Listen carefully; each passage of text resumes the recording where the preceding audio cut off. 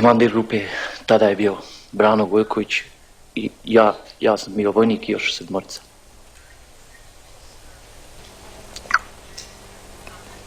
Rečeno nam je da se javimo u zvornik. Navodno Brani je rečeno, ja nisam znao ni koje pravcu idemo. Ni ja, ni ostali vojnici. U zvorniku Brano Gojković se javio potpukovniku u komandu gdje je bila smještena vojna policija i šta ja znam. Posle nekoliko 10 minuta izašao je taj potpukovnik, sjeo je vozilo sa 2 vojnih policajaca i rekao da našem šoferu da prati njegovo vozilo. Potpukovnik nas se odveo na farmu, rekli su da će dolaziti autobusi sa civilima iz Srebrenice. Ja sam odmah rekao, ne želim učestvovati u tome, da li su oni normalni, da li znaju šta rade. Međutim, niko me nije slušao, rečeno mi je, ako ne želiš, ako ti je žao, stani s njima ili daj njima pušku, neko ne puca u tebe.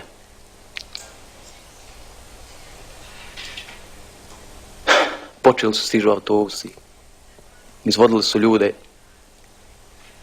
po 10 u grupama, izvodili na livadu, pucali smo ljude, ja ne znam tačno, iskren da budem, nisam mogao ni da pratim, to mi je toliko bilo, ne znam, loše mi je bilo. Poslije je došla grupa iz Bratunca, oni su, što sam rekao i gospodinu Rezu, se iživljavali, posebno iživljavali na tim ljudima, tukli su i šipkama i svašta su im govorili. Poslije toga, oko 3 sata, ne znam tačno vrijeme, ali mislim oko 3 sata, došao je ponovo taj potpukovnik s tom 2 policajaca i rekao je da u domu, u tom mjestu u Pilicama ima, on je rekao tu cifru, zato sam ja rekao, oko 500 muslimanskih zarobljenika koji hoće da provali iz doma i da pobjegnu. Ja sam rekao da ne želim više da radim to i da nisam ničiji robo za ubijanje ljudi. Međutim, podržali su me 3 drugova, rekli su da i oni neće i onda su i ostali odustali. Otišli su, međutim, ti ljudi iz Bratunca. Mi nismo još bili ni otišli sa te farme, čuli su se pucnjevi i eksplozije bombi u tom domu. Tada je Brano Gojković rekao da je potpukovnik rekao da dođemo na sastanak. A taj sastanak se održao u jednom kafani preko puta tog doma. Tu, dok sam bio u toj kafani, slušao sam, čuo sam to pucnjavo, te bombe, to svašta sam. Prije početka sastanka tog dana, 12.7., ja sam ispred fontane se sastao, odnosno vidio sam gospodina Popovića i Kosorića.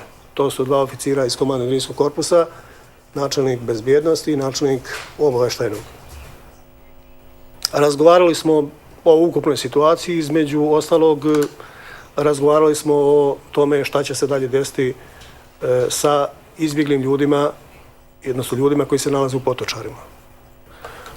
Popović mi je rekao da jednostavno da će ti ljudi biti evakuisani, da će biti prebačeni u Kladanj, da će žena i djeca biti prebačeni autobusima, dogovorene tako, na teritoriju pod kontrolom muslimana, a da će vojno sposobni biti izdvojeni i privremeno zatvoreni biti na području opštine Bratunca.